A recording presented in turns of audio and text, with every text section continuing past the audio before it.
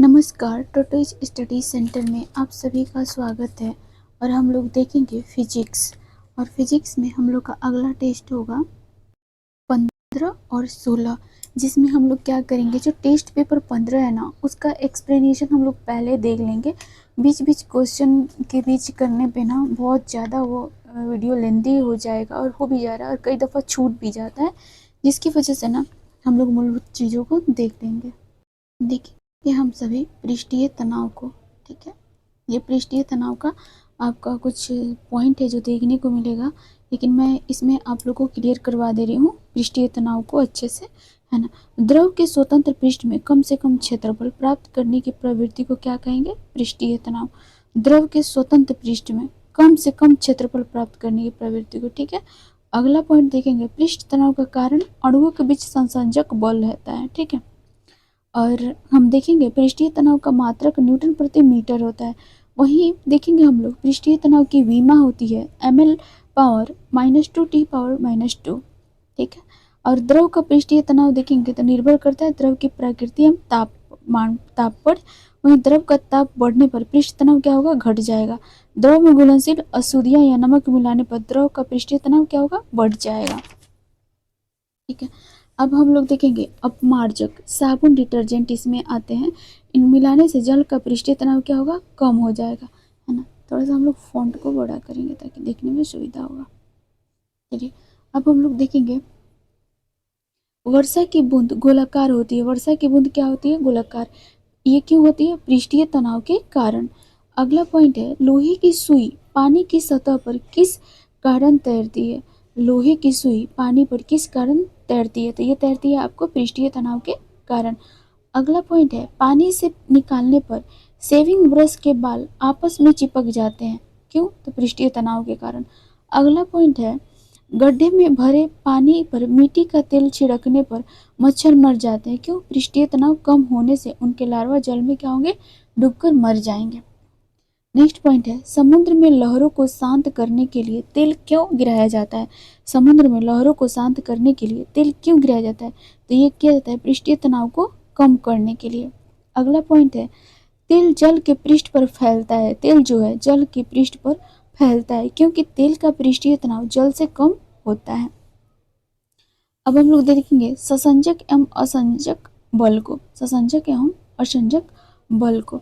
तो इसमें देखने को मिलेगा एक ही पदार्थ के अणुओं के मध्य, एक ही पदार्थ के हम लोग देखेंगे अणुओं के मध्य लगने वाला आकर्षण बल होता है, जिसे हम लोग क्या बोलेंगे? ससंजक बल। नेक्स्ट पॉइंट है, दो विभिन्न पदार्थों के अणुओं के मध्य लगने वाला आकर्षण बल होता है, जिसे हम लोग असंजक बल बोलेंगे। असंजक बल में क्या देखना होगा? तो दो विभिन्न पदार्थों के अणुओं के मध्य लगने वाला आकर्षण बल, ठीक है। अगला पॉइंट है, द्रव में पृष्ठीय तनाव होता है द्रव के अणुओं के बीच ससंजक बल के कारण। अगला पॉइंट है, जल किसी वस्तु को भिगोता है, जल किसी वस्तु को भिगोता है असंजक बल के कारण। नेक्स्ट पॉइंट है, ब्लैक बोर्ड पर चौक से लिखने पर अक्षर उभर कर आता है असंजक बल के कारण। अगला पॉइंट है, जब कोई नाव नदी से सागर में घुसता है तो वह कुछ ऊपर की ओर उठता है। जब कोई नाव नदी से सागर में घुसता है तो वह कुछ ऊपर की ओर उठता है। अब हम लोग देखेंगे यहीं पे केशिकत्व को। केशिकत्व में देखेंगे तो खगोलीय नाली जिसकी त्रिज्या बहुत कम तथा एक समान होती है, ये क्या कहेगी? क्या कही जाएंगी? केश नली। खगोलीय नली जिसकी त्रिज्या बहुत कम तथा एक समान होती है कहलाती है केश नली। अगला पॉइंट है, केश नली में द्रव के ऊपर चढ़ने या नीचे दबने की घटना क्या कहलाएंगी? केशिकत्व। ये केशिकत्व कहलाएंगे। अगला पॉइंट है, लैंप की बत्ती में तेल ऊपर चढ़ता है, किस कारण? केशिकत्व के कारण। लैंप की बत्ती में तेल जो है जब हम जला रहे होते हैं लैंप को, तो उसमें जो तेल ऊपर की ओर जो खींचता है जिसकी वजह से हमको रोशनी मिलता है, उसको क्या बोलेंगे? केशिकत्व के कारण। अगला पॉइंट है, ब्लॉटिंग पेपर स्याही को शीघ्र सोख लेता है। ब्लॉटिंग पेपर स्याही को शीघ्र सोख लेता है, क्यों? तो केशिकत्व के कारण। अगला पॉइंट है, फाउंटेन पेन किस सिद्धांत पर कार्य करता है? तो केशिका से क्रिया पर, ठीक है। पौधों की जड़ों से पर्णपत्तियों की ओर जल, पौधों की जड़ों से पर्णपत्तियों की ओर जल बढ़ने का कारण क्या है? तो यह आपको केशिकत्व, केशिकत्व। अब हम लोग देखेंगे संयंता को द्रव का वह गुण जिसके कारण वह अपनी विभिन्न परतों में होने वाली आपेक्षिक गति का विरोध करती है, ये क्या कहलाती है? संयंता। अगला पॉइंट है संयंता गुण है केवल द्रवों तथा गैसों का, केवल द्रवों तथा गैसों का। द्रवों की तुलना में गैसों की संयंता क्या होगी? कम होती है। द्रवों की तुलना में गैसों की संयंता कम होती है। एक आदर्श तरल की संयंता होती है शून्य। एक आदर्श तरल की संयंता क्या होती है? शून्य। अगला पॉइंट है ताप बढ़ने पर द्रव की संयंता घटती है। ताप बढ़ने पर क्या होगी? द्रव की संयंता घटती है। अगला पॉइंट है ताप बढ़ने पर गैस की संयंता यहाँ भी बढ़ती है। ताप बढ़ने पर गैस की संयंता बढ़ जाएगी, वहीं द्रव की संयंता घट जाएगी। कब? तो ताप बढ़ने पर। संयंता का एसआई इकाई होता है पॉइज। संयंता का एसआई इकाई क्या होता है? पॉइज। संयंता गुणांक की विमा है ml पावर -1 और t का पावर -1। अगला देखेंगे किसी तरल की संयंता का मापन किया जाता है विस्कोमीटर में। किसी तरल की संयंता का मापन किया जाता है विस्कोमीटर में। अगला पॉइंट है जल से भरी बाल्टी को हिलाकर छोड़ देने पर कुछ समय पश्चात जल अपने आप स्थिर हो जाता है ना। तो ये स्थिर हो जाती है आपको संयंता के कारण, है ना। अगला पॉइंट है प्रत्यास्थता। ठीक है, जब किसी पिंड पर बाहरी बल लगाया जाता है तो उसका आकार और आकृति दोनों बदल जाता है। जैसे ही बल हटाया जाता है वह अपने पूर्ववर्त स्थिति में आने का प्रयास करता है। पिंड का यह गुण क्या कहलाएगा? प्रत्यास्था कहलाएगा। पिंड का यह गुण प्रत्यास्था कहलाएगा। अगला पॉइंट है एकांक क्षेत्रफल पर लगने वाला बल कहलाता है प्रतिबल। एकांक क्षेत्रफल पर लगने वाला बल क्या कहलाएगा? प्रतिबल। प्रतिबल का मात्रक होता है न्यूटन प्रति मीटर स्क्वायर या पास्कल, मीटर सेकेंड। न्यूटन प्रति मीटर सेकेंड या पास्कल होता है। प्रतिबल का मात्रक देखेंगे तो न्यूटन प्रति मीटर या पास्कल, मीटर सेकेंड, फिर से मैं भूल गई बोलना। अगला पॉइंट है प्रतिबल के परिणाम स्वरूप मैं इसको थोड़ा सा और बड़ा कर देखेंगे। प्रतिबल के परिणाम स्वरूप वस्तु के आकार में परिवर्तन कहलाता है विकृति। अगला पॉइंट है प्रतिबल और विकृति का अनुपात कहलाता है यंग प्रत्यास्था गुणांक। अगला पॉइंट देखेंगे प्रत्यास्था गुणांक का एसआई मात्रक होता है न्यूटन प्रति मीटर सेकेंड या पास्कल। सर्वाधिक प्रत्यास्था हम देखेंगे तो ये कहाँ होगा? क्वार्ट्ज में। अगला पॉइंट हुक के नियमानुसार प्रत्यास्था की सीमा में उत्पन्न विकृति उस पर लगाए गए प्रतिबल के अनुक्रमानुपाती होती है। अगला पॉइंट है हुक का नियम, प्रतिबल या विकृति इक्वल प्रतिबल या विकृति इक्वल ई होगा। प्रतिबल प्रति विकृति इक्वल ई। अगला पॉइंट देखेंगे कमानीदार तुला किसके सिद्धांत पर कार्य करता है? तो ये कार्य करता है हुक के नियम पर। हुक के नियम को फॉलो करता है। अब हम लोग देखेंगे बर्नौली प्रमेय को।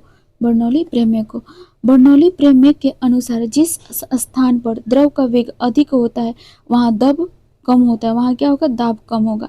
अगला पॉइंट देखेंगे बर्नौली प्रमेय किसके संरक्षण के बारे में बताता है? बर्नौली प्रमेय किसके संरक्षण के बारे में बताता है? तो ये द्रव चालित दाब के बारे में बताता है, द्रव चालित दाब के बारे में। अगला पॉइंट है बर्नौली प्रमेय के अनुसार गहरा शांत बहता है, गहरा जल शांत बहता है, है ना। बर्नौली प्रमेय के अनुसार गहरा जल शांत बहता है ना। अगला देखेंगे आंधी आने पर छप्पर का उड़ना किस सिद्धांत पर आधारित है? ये तो है आपके बर्नौली सिद्धांत पर। बर्नौली सिद्धांत। आंधी आने पर टीन की छत या छप्पर उड़ जाती है। आंधी आने पर टीन की छत या छप्पर उड़ जाते हैं क्योंकि ऊपर का वायु दाब नीचे की वायु दाब से कम हो जाता है। क्योंकि ऊपर का वायु दाब जो होता है नीचे की वायु दाब से क्या होगा? कम हो जाएगा। अगला पॉइंट देखेंगे वायुयान के ऊपर उठने एवं फुहारा कार्य करता है बर्नौली के सिद्धांत पर। वायुयान के ऊपर उठने एवं फुहारा कार्य करता है, ये भी बर्नौली के सिद्धांत पर। अगला पॉइंट है सेंट स्प्रे आधारित है। सेंट स्प्रे जो है ये आधारित है बर्नौली सिद्धांत पर। बुनसेन बर्नर किस सिद्धांत पर कार्य करता है? बुनसेन बर्नर किस सिद्धांत पर कार्य करता है? तो ये करता है बर्नौली के सिद्धांत पर। अगला पॉइंट है द्रव के प्रवाह की दर को मापा जाता है। द्रव की प्रवाह की दर को मापा जाता है एमेडचुरी मीटर से। एमेडचुरी मीटर से। अगला पॉइंट है द्रव चालित ब्रेक, हाइड्रोलिक ब्रेक कार्य करता है पास्कल के सिद्धांत पर। यानी कि हाइड्रोलिक ब्रेक देखेंगे तो ये पास्कल के सिद्धांत पर कार्य करता है। देखेंगे अब हम लोग सरल आवर्त को। देखेंगे हम लोग किसी पिंड की साम्य स्थिति के इधर उधर, किसी पिंड की साम्य स्थिति के इधर उधर गति करने को कहते हैं दोलन गति। गति करने को क्या कहेंगे? दोलन गति। अगला पॉइंट है एक दोलन पूरा करने में लगा समय क्या कहलाता है? आवर्तकाल या मात्रक सेकंड। आवर्तकाल या मात्रक सेकंड। अगला पॉइंट है कंपन करने वाली वस्तु एक सेकंड में जितना कंपन करती है उसे क्या कहते हैं? आवृत्ति। कंपन करने वाली वस्तु एक सेकंड में जितना कंपन करती है उसे क्या कहेंगे? आवृत्ति। आवृत्ति का मात्रक होता है हर्ट्ज। आवृत्ति का मात्रक क्या होता है? हर्ट्ज। एक माध्यम से दूसरी माध्यम में जाने पर ध्वनि की आवृत्ति नहीं बदलती है। एक माध्यम से दूसरे माध्यम में जाने पर ध्वनि की आवृत्ति नहीं बदलती है। अगला पॉइंट है सेकेंडरी लोलक का आवर्तकाल होता है। सेकेंडरी लोलक का आवर्तकाल होता है 2 सेकंड। ध्यान रखेंगे सेकेंडरी लोलक का आवर्तकाल क्या होगा? 2 सेकंड। अगला पॉइंट है आवर्तकाल निर्भर नहीं करता है द्रव्यमान पर। आवर्तकाल निर्भर नहीं करता है द्रव्यमान पर। अगला पॉइंट है स्प्रिंग को अपनी सामान्य लंबाई पर वापस लौटाने के लिए लगने वाला बल कहते हैं प्रत्यायन बल। स्प्रिंग को अपनी सामान्य लंबाई पर वापस लौटने के लिए लगने वाले बल को क्या कहते हैं? प्रत्यायन बल। यहाँ पे प्रत्यायन बल को ये फॉलो कर रहा होता है। अगला पॉइंट है झूले पर एक व्यक्ति के स्थान पर 2 व्यक्ति बैठ जाए तो आवर्तकाल, झूले पर एक व्यक्ति के स्थान पर 2 व्यक्ति बैठ जाए तो आवर्तकाल अपरिवर्तित रहेगा। आवर्तकाल क्या होगा? अपरिवर्तित रहेगा। अगला पॉइंट है लोलक का आवर्तकाल निर्भर करता है, लोलक का जो होता है आवर्तकाल ये निर्भर करता है लोलक की लंबाई पर। अगला पॉइंट है लोलक की लंबाई बढ़ने पर आवर्तकाल क्या होगी? बढ़ती है। लोलक की लंबाई बढ़ने पर आवर्तकाल बढ़ जाता है। देखेंगे आप सभी टेस्ट नंबर ये 15 है। चलिए स्टार्ट करते हैं। देखेंगे हम लोग क्वेश्चन है वर्षा की बूंदें गोलाकार होती है। वर्षा की बूंदें गोलाकार होती हैं पृष्ठीय तनाव के कारण। नेक्स्ट पॉइंट है एक आदर्श तरल की संयंता होती है। एक आदर्श तरल की संयंता क्या होती है? आपको शून्य है ना। प्रतिबल का मात्रक होता है। प्रतिबल का मात्रक क्या होता है? तो ये होगा आपको पास्कल। प्रतिबल का मात्रक होगा पास्कल है ना। लैंप की बत्ती में तेल किस कारण ऊपर चढ़ता है? लैंप की बत्ती में तेल किस कारण ऊपर चढ़ता है? तो ये केशिकत्व के कारण चढ़ेगा। ठीक है, अभी हम लोग अगर आप लोग आगे एक्सप्लेनेशन नहीं देखे होंगे तो इस लेक्चर से मैं इसका एक्सप्लेनेशन भी डाल दी हूँ तो आप वहाँ देख लेंगे। ठीक है ना। चलिए है ना, पृष्ठीय तनाव को भी मैं मेंशन कर दी हूँ पहले वाले वीडियो में, आप वहाँ देख लेंगे। चलिए अब हम लोग देखेंगे जल से निकालने पर शेविंग ब्रश के बाल आपस में किस कारण चिपक जाते हैं? है ना, तो ये भी आपको चिपकेंगे पृष्ठीय तनाव के कारण। पृष्ठीय तनाव के कारण केशिकत्व में तो देखे थे आप है ना, लैंप से जो क्या था मिट्टी तेल था ऊपर खींचता था उसको केशिकत्व कहेंगे। ठीक है, चलिए अब हम लोग देखेंगे समुद्र में लहरों को शांत करने के लिए उनके ऊपर तेल क्यों डाला जाता है? समुद्र में लहरों को शांत करने के लिए उनके ऊपर तेल क्यों डाला जाता है ना, तो ये डाला जाता है पृष्ठीय तनाव को कम करने के लिए। पृष्ठीय तनाव को कम करने के लिए। अगला पॉइंट है संयंता की इकाई क्या है? संयंता की इकाई क्या है? तो ये है आपकी पॉइज। संयंता की इकाई क्या है? पॉइज। अगला क्वेश्चन है पानी की बूंदों का तैलीय पृष्ठों पर न चिपकने का कारण क्या है? पानी की बूंदों का तैलीय पृष्ठों पर न चिपकने का कारण क्या है? तो ये है आपको असंजक बल का अभाव। असंजक बल का अभाव। नेक्स्ट क्वेश्चन है एकांक क्षेत्रफल पर लगने वाला बल है। एकांक क्षेत्रफल पर लगने वाला बल है आपके हैं ये प्रतिबल।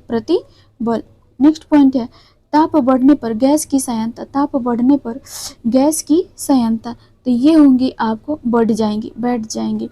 नेक्स्ट है एक माध्यम से दूसरे माध्यम में जाने पर ध्वनि की आवृत्ति। एक माध्यम से दूसरे माध्यम में जाने पर ध्वनि की आवृत्ति तो ये समान रहता है।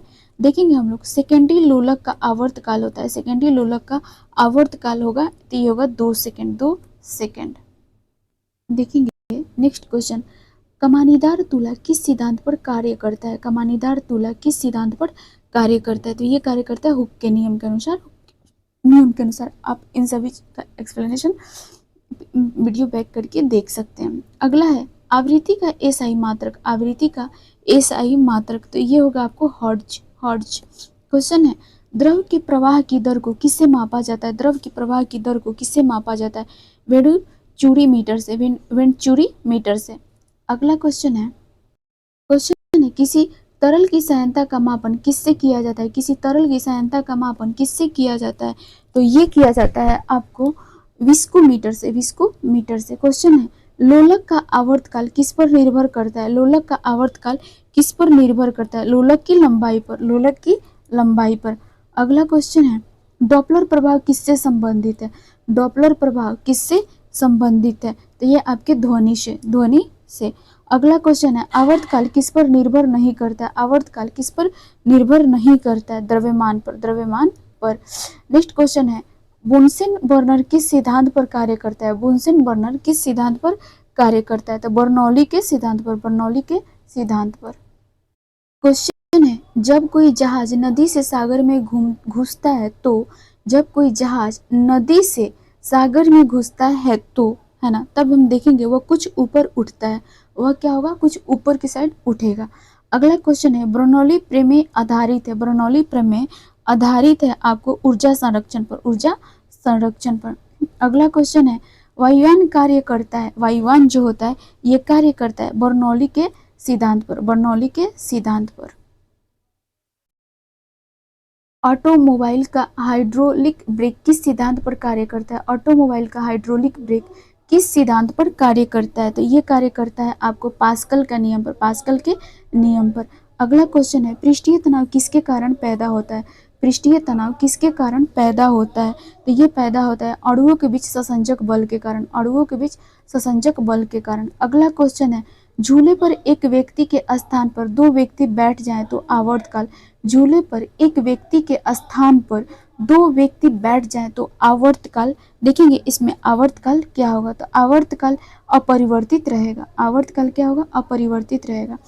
नेक्स्ट क्वेश्चन है प्रतिबल और विकृति का अनुपात कहलाता है, प्रतिबल और विकृति का अनुपात कहलाता है यंग प्रत्यास्थता का गुणांक, यंग प्रत्यास्थता का गुणांक। देखेंगे ब्लैक बोर्ड पर चौक से लिखने पर किस कारण अक्षर उभर कर आता है? ब्लैक बोर्ड पर चौक से लिखने पर किस कारण अक्षर उभर कर आता है? तो ये आता है आपको असंजक, आसंजक बल। अगला क्वेश्चन है केस नली में, केस नली में किस द्रव का चढ़ना या उतरना किस पर निर्भर करता है? तो ये निर्भर करता है आपको त्रिज्या पे, त्रिज्या पे। अगला क्वेश्चन है लोलक का आवर्तकाल किस पर निर्भर करता है? लोलक का आवर्तकाल किस पर निर्भर करता है? तो ये निर्भर करेगा आपको लंबाई पर, लंबाई पर। ध्यान रखेंगे उनके आवर्तकाल किस पे निर्भर करेंगे? तो लंबाई पे। अगला क्वेश्चन है लोलक की लंबाई बढ़ाने पर आवर्तकाल, लोलक की लंबाई बढ़ाने पर आवर्तकाल, तो ये होंगी बढ़ जाता है, बढ़ जाता है। अगला क्वेश्चन देखेंगे हम लोग द्रवों की तुलना में गैसों की सायांता, द्रवों की तुलना में गैसों की सायांता ये आपकी कम होती है, कम होती है। अगला क्वेश्चन है आंधी आने पर छप्पर का उड़ना किस सिद्धांत पर आधारित है? आंधी आने पर छप्पर का उड़ना किस सिद्धांत पर आधारित है? तो ये आधारित है आपको बर्नौली के सिद्धांत पर, बर्नौली के सिद्धांत पर। अभी हम लोग एक्सप्लेनेशन में पढ़े थे। अगला क्वेश्चन है एक ही पदार्थ के अणुओं के मध्य लगने वाला आकर्षण बल कहलाता है, एक ही पदार्थ के अणुओं पर अणुओं के मध्य लगने वाला आकर्षण बल कहलाता है। तो ये कहलाएगा आपको आसंजक बल, आसंजक बल। चलिए हम लोग इस लेक्चर में हम लोग सीट नंबर 15 को ही सिर्फ कंप्लीट करेंगे क्योंकि एक्सप्लेनेशन की वजह से ऑलरेडी 20 मिनट्स की हो गई है, तो हम लोग इसको ज़्यादा लंबा नहीं करेंगे। थैंक यू लेक्चर सुनने के लिए और वॉच करने के लिए। और फिर एक चीज़ और, प्लीज़ चैनल को लाइक एंड सब्सक्राइब आप लोग कर दीजिएगा। धन्यवाद।